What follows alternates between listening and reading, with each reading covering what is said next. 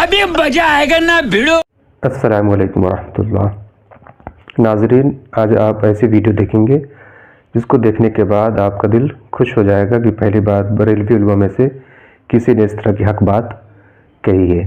چلیے ویڈیو کو اسٹارٹ کرتے ہیں. آج سنیوں کے جلسوں کے عالم کیا ہو گئے. معذرت کے ساتھ کسی کو برا لگے، مجھے کوئی پرواہ نہیں ہے، کسی کے باپ سے میں ڈرتا نہیں ہوں. آج ہمارے بڑے بزرگوں کی باتیں ختم ہو گئی، صرف پیر پرستی کے سوا کچھ نہیں ہو رہا ہمارے جلسوں میں.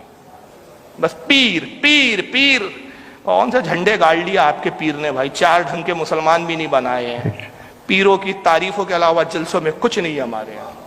مذاق بنا کے رکھ دیے جلسوں میں. بھاڑ قسم کے نعت خواں آتے ہیں، چلاتے ہیں، چیختے ہیں. وہ ابھی ایک ویڈیو چل رہی ہے، میں نام نہیں لینا چاہ رہا ہوں، جنہوں نے دیکھا وہابی کو مموڑ دو، پھپوڑ دو، کھکوڑ دو، کھسوڑ دو. کیا کر رہے ہو یار؟ تماشا بنا کے رکھا ہے، جھنجھنے لے کے. کیا ہو رہا ہے یار؟ ایسے ایسے نعت خواں جن کو یہ نہیں معلوم تو پڑھ کیا رہا ہے بیٹا. تو نعت پڑھ رہا ہے، منقبت پڑھ رہا ہے، نظم پڑھ رہا ہے، کیا پڑھ کیا رہا ہے اس کو خود نہیں معلوم. کہ قوالی پڑھ رہا ہے، علی علی علی علی علی علی علی علی علی علی. ارے کیا ہے یہ؟ کون سی نعت ہے؟ حضرت حسان ایسی پڑھتے تھے؟ رسول اللہ کی بارگاہ میں صحابہ ایسی نعت پڑھتے تھے؟ بتا دو، میں غلامی کر لوں گا تمہاری. امام بخاری لکھتے ہیں کہ حضور کی بارگاہ میں صحابہ کیسے بیٹھتے تھے. یہ ادب تھا حضور کی بارگاہ کا. امام بخاری نے صحیح بخاری میں لکھا کہ حضور کی بارگاہ میں صحابہ ایسے بیٹھتے جیسے لکڑی کے خشک یعنی سوکھے ہوئے تنے کہ ان کے جسم پہ پرندے بیٹھ جاتے ان کو خبر نہیں ہوتی تھی. اور جب آقا صلی اللہ علیہ وسلم نے حضرت اویس کرنی جو جلیل قدر تابعی تھے، حضور کی زیارت نہ کر سکے، 3 یا 2 بار آئے حضور سے ملنے کے لیے، لیکن ماں کی خدمت نے مجبور کیا کہ حضور کی زیارت کیے بغیر ان کو واپس اپنے ملک یمن جانا پڑا. حضور صلی اللہ علیہ وسلم نے اپنا جھبہ مبارک، اپنا امامہ شریف اور اپنی چادر شریف ان کو بطور تحفہ بھیجی. تحفہ لے جانے والی کون ذات تھی؟ حضرت ابوبکر، حضرت عمر فاروق تھے، حضرت علی تھے. انہوں نے سرکار کا جھبہ دیا. حضور نے کہا اویس کا مقام وہ ہے کہ اویس سے کہنا میری امت کے لیے دعا کرے. سرکار نے دعا کروائی اویس سے. حضرت اویس نے ایک سوال کیا تھا. حضرت اویس کا اپنا ایک کردار ہے، اس پر گھنٹوں بولنے کی ضرورت ہے. انہوں نے کہا کہ کاش میں رسول کو دیکھتا. اے عمر تمہاری کتنی خوش قسمتی کہ روزانہ تم رسول کا دیدار کرتے ہو. اے علی تمہارا کیا کہنا ہے کہ روزانہ حضور کی بزم میں بیٹھتے ہو. کاش میں حضور کو دیکھتا. تم تو حضور کو روز دیکھتے ہو. مجھے صرف یہ بتاؤ کہ میرے آقا کی بھویں ملی ہوئی ہے کہ جدا جدا ہے؟ بھویں ملی ہوئی ہے کہ جدا جدا ہے؟ دونوں صحابی رونے لگے اور ایک دوسرے کا چہرہ دیکھنے لگے. کہا اویس ہمیں معاف کرو، خدا کی قسم ہم نہیں بتا سکتے کہ حضور کی بھویں ملی ہے یا جدا جدا، اس لیے کہ جب ہم حضور کی بارگاہ میں ہوتے ہماری ہمتیں نہیں ہوتی کہ حضور کے چہرے پر نگاہ اٹھا کے غور سے دیکھے. ہم تو ادب کے مارے جھکے ہوئے ہوتے، ایسے جھکے ہوئے ہوتے کہ گویا حضور کے سامنے ہم مردے حالت میں پڑے ہوئے ہو. ہمارے یہ ادب کا عالم ہے. ابو بکر حضرت عمر جو ہے حلیہ نہ بتا سکے ادب کی وجہ سے، علی نہ بتا سکے، اور تم کہتے ہو حضور بزم میں آتے ہیں، حضور بزم میں تشریف لاتے. اب خبیث تیرا عقیدہ ہے حضور بزم میں آتے اور تو بھاڑ پنے کر رہا ہے، وہاں نوٹنکی کر رہا ہے. نوٹ وہ امیر کبیر عیاش کہاں سے کماتے، 2 نمبر کی کمائیاں معلوم نہیں، دکھاوے کے لیے جب نوٹ کرتے تھے ایسے پھینکتے، ایسا لگتا ہے یہ نعت خوانی نہیں ہوئی، مجرا ہو رہا ہے، منی بائی کا رقص ہو رہا ہے. یہ نوٹ کیا تماشے ہے یہ؟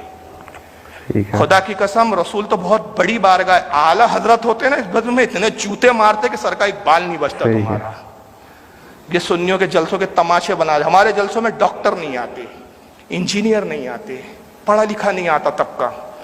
ان کو بولو چلو یار ہمارے کیا سنائیں گے یار. ایک دوسرے کی برائی کرتے ہو تو ایک دوسرے کے خلاف لڑتے ہو. پیر کی تعریف کے سوا تمہارے جلسوں میں کچھ سننے کو ملتا نہیں ہے. کسی بزرگ کی بات ہوتی نہیں ہے، کسی صحابی کا ذکر ہوتا نہیں، نبی کی سنت تم بتاتے نہیں ہو. اور پھر رہے سے کسر والا ہوں صاحب، ماں کے نام پہ ہاتھ اٹھاؤ، باپ کے نام پر ہاتھ اٹھاؤ. ابے کیوں اٹھاؤ ہاتھ، کیوں اٹھاؤ؟ یہ یو پی بہار جاتا ہوں میں تو میری شرط ہوتی ہے بھائی مجھے اس وقت اسٹیج پہ لے جاؤ یہ سارے تماشے جب ہو چکے ہو. میں اسٹیج پہ بیٹھوں گا نہیں، سیدھا جاؤں گا، تقریر کروں گا اور فوراً نکل جاؤں گا، کیونکہ یہ تماشے میں نہیں دیکھ سکتا. نہیں بولوں گا تو میرا ضمیر گوارا نہیں کرتا، بولوں گا تو تمہیں برا لگے گا. ماں کے نام پہ ہاتھ اٹھاؤ، ہے کوئی باپ کے نام پہ ہاتھ اٹھائے، ایک بار سبحان اللہ بول دو، ہاتھ اٹھا کر بول دو، پیر ہلا کر بول دو. ارے کیوں ہلا کر بول دو؟ زبان سے بولو نا بھائی، سیدھا سیدھا. یہ کہاں سے لایا ہاتھ اٹھا کے بولو، ہاتھ اٹھا کے بولو؟ اب ایک ڈاکٹر ہے، میں ریئلٹی بتا رہا ہوں یار. آپ کے یہاں کا ایک بہت بڑا ڈاکٹر کوئی اسپیشلسٹ ہو، کوئی سول سرجن ہو اس کو آپ اپنی بزم میں لاؤ اور کرسی پہ بٹھا دو، اس کا پوزیشن، اس کا منصب، اور اسے بولو باپ کے نام پہ ہاتھ اٹھا، اٹھا ماں کے نام پر ہاتھ. سوچو اگلی بار آئیں گا تمہاری محفل میں بولیں گا کیا تماشا ہے یار، میں تو دین کی بات سننے آیا تھا، یہ ہاتھ اٹھاؤ ہاتھ اٹھاؤ. اور عجیب کہاں سے وہ لایا وہ شاعروں نے اور وہ ناظموں نے، اللہ جانے، معلوم نہیں، شرم نہیں آتی. جو نبی کے نام پہ ہاتھ اٹھائیں گا اس ہاتھ کو لقوہ نہیں مارے گا. کون سی حدیث میں پڑھا بے تم نے؟ مجھے بھی تو بتا. 4000 کتابیں ہیں میری اپنی ذاتی لائبریری میں، مجھے تو آج تک ایسی کوئی حدیث نہیں ملی کہ رسول کے نام پہ ہاتھ اٹھا، باپ کے نام پہ ہاتھ اٹھا تو ہاتھ کو لقوہ نہیں مارے گا. کہاں سے پڑھ لیا بے تم نے؟ کون سی کتاب میں؟ ذرا ہمیں بھی تو دکھا لقوہ نہیں مارے گا. مذاق بناتے ہو یار. اور صحیح میں اس کو لقوہ ہو گیا تو معاذ اللہ اس کا دین سے اعتماد کمزور ہو جائے. یار میں نے تو سن کر آیا تھا صاحب، الاؤنسر تو بول رہا تھا یار اب لقوہ نہیں ماریں گے، مجھے تو لقوہ ہی مار دیا. تو اس طرح کی من گھڑت چیزوں سے ہمارے جلسوں کا تقدس خراب ہو رہا ہے. جزاکم اللہ خیر. السلام علیکم.